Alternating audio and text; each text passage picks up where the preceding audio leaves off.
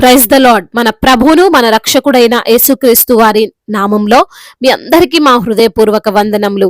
ఈ రోజు దేవుని వాక్యము, వారు వినినను వినకపోయినను నేను సెలవిచ్చిన మాటను నీవు వారికి తెలియజేయుము.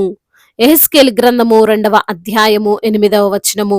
You must speak my words to them whether they listen or fail to listen. యెహెజ్కేలు చాప్టర్ 2 వర్స్ 8. ఈ రోజుకు గాను దేవాతి దేవుడు మనకు అనుగ్రహించిన వాక్య భాగమును బట్టి ధ్యానించుకుందాము. ప్రియమైన సహోదరి సహోదరులారా, ఈ లోకంలో ఒక్కొక్క వ్యక్తి వారు చేయాలి అనుకున్న పని చేస్తూ వెళ్తుంటారు.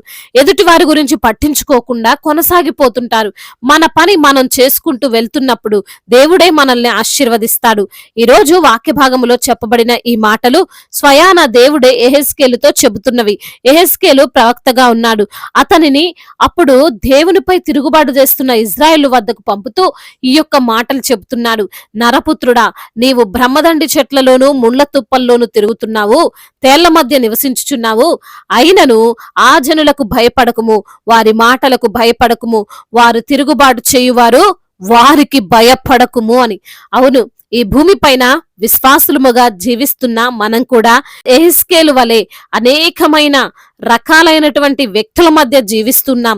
వారిలో అన్యులున్నారు, దేవుణ్ణి తెలుసుకొని కూడా దేవుని పైన తిరుగుబాటు చేసేవారు ఉన్నారు. అటువంటి వారి మధ్య దేవుని బిడ్డలముగా ఉన్నటువంటి మనల్ని ఎన్నోసార్లు నిందిస్తారు, దేవుని పేరిట సమస్యలను మనకు కలగజేస్తారు. అయినప్పటికీ మనము ఎప్పుడు కూడా వారు మనల్ని అవమానించే మాటలను బట్టి కృంగిపోకుండా, మనము మన యొక్క పరిశుద్ధతను విడనాడకుండా దేవుడు మనకు ఏదైతే చెప్పి ఉన్నాడో వాటినే మనము ప్రకటిస్తూ ఉండాలి. ఒకసారి ఆలోచన చేయండి, ఏదైనా అమ్ముకునేవారు మన వీధిలోనికి వచ్చినప్పుడు అతడు అమ్మే వాటిని గురించి చెప్పుకుంటూ అరుస్తూ వెళ్తూ ఉంటాడు. ఎవరు కొనినా కొనకపోయినా దిగులు పడ్డు, డిస్కరేజ్ అవ్వడు.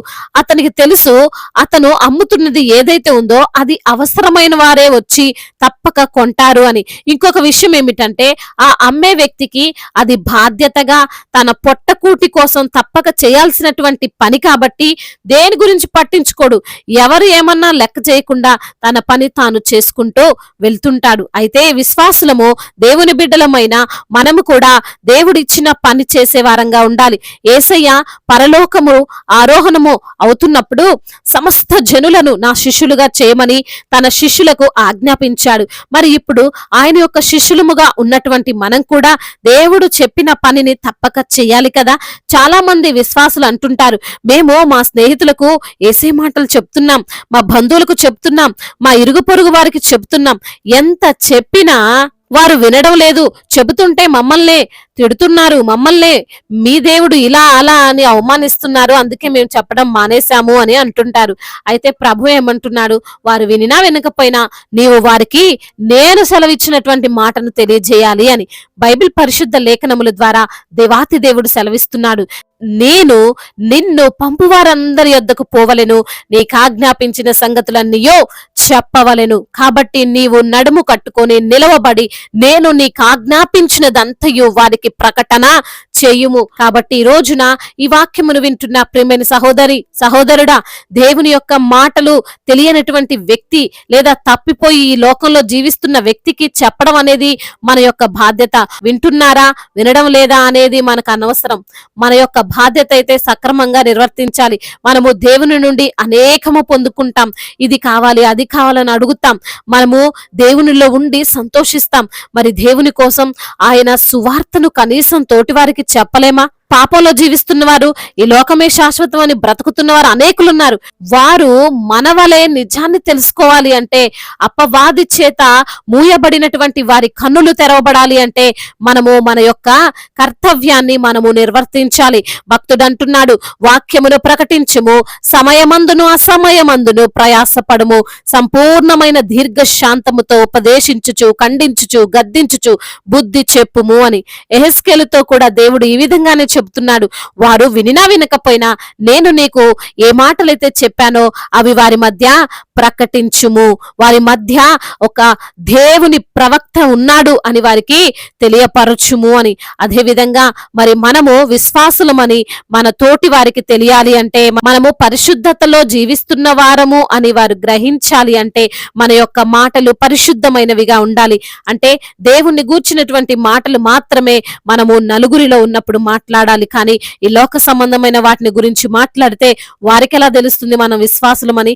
కాబట్టి ప్రియమైన సహోదరి సహోదరుడా, ఈరోజు దేవుడు మనందరికీ ఇస్తున్న ఆజ్ఞ ఏమిటంటే ఆయన్ను గూర్చినటువంటి మాటలను మనము చేతనైనంత వరకు ప్రకటించడం.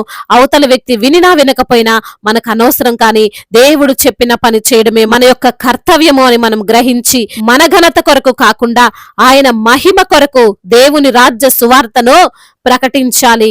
దేవుడు ఈ మాటలను దీవించి మన హృదయములో ఫలింపచేయునుగాక. వాక్య భాగమును బట్టి ప్రార్థించుకుందాము. ప్రతి ఒక్కరు కూడా ప్రార్థనలో ఏకీభవించగలరు. ప్రార్థన. మహాశక్తి సంపన్నుడా, మహోన్నతుడా, కృపా కనికరములు కలిగిన దేవా, జీవాధిపతి, మీకు స్తోత్రాలు ప్రభా.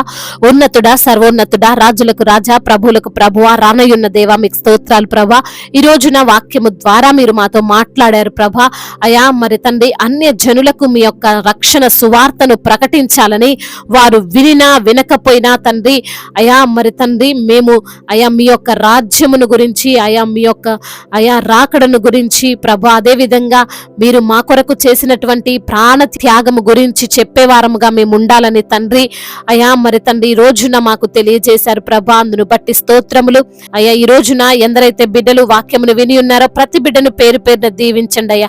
వారికి ఉన్న ఆర్థిక ఇబ్బందులను యేసు నామములో కొట్టివేయండి. రుణ భారాలన్నింటినీ యేసు నామములో తీసివేయండి నా ప్రభా. కుటుంబములో శాంతిని, సమాధానాన్ని, నెమ్మదిని, అయా ప్రేమను విస్తరింప చేయమని వేడుకుంటున్నాం. ఉద్యోగము లేక బాధపడుతున్న ప్రతి బిడ్డకు మంచి ఉద్యోగాన్ని దయచేయండి ప్రభా. వారు చేస్తున్న ప్రతి ప్రయత్నాన్ని మీరు సఫలం చేయండి తండ్రి. అదే విధంగా నా ప్రభా, అయ్యా ఎందరైతే బిడ్డలు ఈ రోజున ప్రయాణాల్లో ఉన్నారో వారి ప్రయాణం అంతటినీ సుఖముగా, క్షేమకరముగా, సౌఖ్యముగా తండ్రి ఉండునట్లుగా కృప చూపించండి. వారు వెళ్లే వాహనము చుట్టూ మీ కంచెను, మీ కాపుదలను దయచేయండి నాయన. అదే విధంగా రక్షణ లేక ఉన్న ప్రతి బిడ్డకు రక్షణ దయచేయండి. అదే విధంగా నా తండ్రి, చిన్న బిడ్డలందరినీ కాచి కాపాడండి ప్రభా. మీ యొక్క కాపుదల్లో వారిని భద్రపరచండి. యవన బిడ్డలను కూడా మీరు జ్ఞాపకం చేసుకోండి. యవన వయసులో ప్రభా ఎటువంటి చెడు అలవాట్లకు వారు బానిసలు కాకుండా ప్రభా, మీ యందు భయభక్తులు కలిగినటువంటి జీవితం, వాక్య ప్రకారంగా జీవించేటువంటి జీవితాన్ని ప్రతి యవన బిడ్డకు మీరు దయచేయండి. బిడ్డలు చదువుకుంటుండగా ప్రభా మీ యొక్క జ్ఞానం చేత వారిని నింపండి. చెడు వ్యసనాలు, చెడు ఆలోచనలు, చెడు అలవాట్లు అయా యేసు నామములో వారి నుంచి తొలగించండి. అయా తల్లిదండ్రులు ప్రేమించే మనసు, ముఖ్యంగా మిమ్మల్ని ప్రేమించే మనసును వారికి మీరు అనుగ్రహించండి తండ్రి. అదే విధంగా వీసాల విషయంలో, పాస్పోర్ట్ విషయంలో మీరు సహాయం చేయండి. అయా బిడ్డల యొక్క ఉన్నతమైనటువంటి చదువుల నిమిత్తము వారు పడుతున్నటువంటి ప్రయాసకు తగినటువంటి ప్రతిఫలాన్ని మీరు దయచేయండి తండ్రి. అదే విధంగా ట్రాన్స్ఫర్ విషయంలో కృప చూపించండి. ప్రమోషన్ విషయంలో తండ్రి మీ యొక్క సహాయం దయచేయండి. గృహము లేని బిడ్డలకు సొంత గృహాన్ని మీరు అనుగ్రహించండి.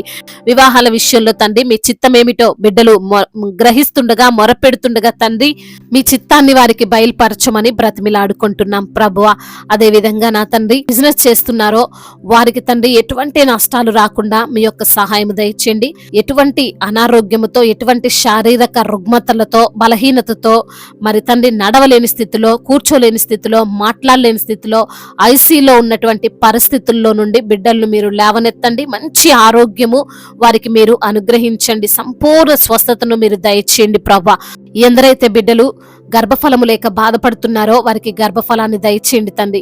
అయా మీకు మొర పెడుతుండగా వారు కన్నీరు కారుస్తూ మీ సన్నిధిలో వేడుకొంచుండగా అద్భుత కార్యాన్ని జరిగించండి ప్రభా. ఆశ్చర్యమైన కార్యాన్ని జరిగించండి తండ్రి. గర్భఫలము మీరిచ్చే బహుమానము తండ్రి. వారి జీవితంలో ఆ బహుమానాన్ని అనుగ్రహించండి. అదే విధంగా నా ప్రభా దైవజనులందరికీ మీరు తోడుగా ఉండండి. సువార్థికులను మీరు బలపరచండి. మిషనరీస్ ని మీరు దీవించండి. వారి అవసరతలు, వారి అక్కర్లన్నిటినీ మీ యొక్క మహిమేశ్వర్యంలో తీర్చండి ప్రభా. మీరే వారిని నడిపించండి, అనేక ఆత్మలు రక్షించేటువంటి భాగ్యాన్ని దయచండి. మా భారతదేశాన్ని మీరు దీవించండి, సమాధాన దేశముగా, ప్రేమ కలిగిన దేశముగా ఉండునట్లుగా కృప చూపించండి.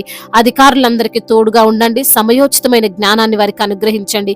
ఇతర దేశాల్లో ఉంటున్న ప్రతి బిడ్డని జ్ఞాపకం చేసుకోండి, వారు చేస్తున్న పనులలో ఆశీర్వాదాన్ని దయచేయండి. ఒంటరిగా ఉంటున్న వారికి తండ్రి మీరే తోడై ఉండండి, అనాథలను ఆదరించండి, అభాగ్యులను ఆదుకొనండి.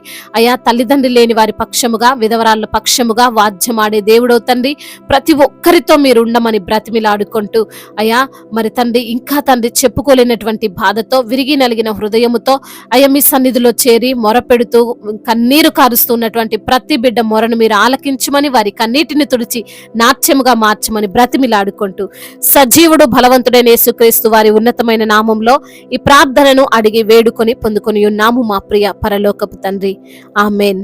ఈరోజు పెళ్లి రోజు మరియు పుట్టినరోజు జరుపుకున్న వారందరినీ దేవుడు దీవించి సకల మేలులతో, ఆశీర్వాదములతో, కృపా క్షేమములతో, శాంతి సమాధానము నెమ్మదితో దేవుడు మిమ్మల్ని నింపునుగాక. మీ యొక్క ప్రార్థన అవసరతలను మాకు తెలియజేయగలరు, మీ కొరకు మేము తప్పక ప్రార్థిస్తాం. మొదటిసారిగా మన యొక్క ఆదరణ వాక్యం చూస్తున్నట్లయితే తప్పకుండా సబ్స్క్రైబ్ చేసుకోండి.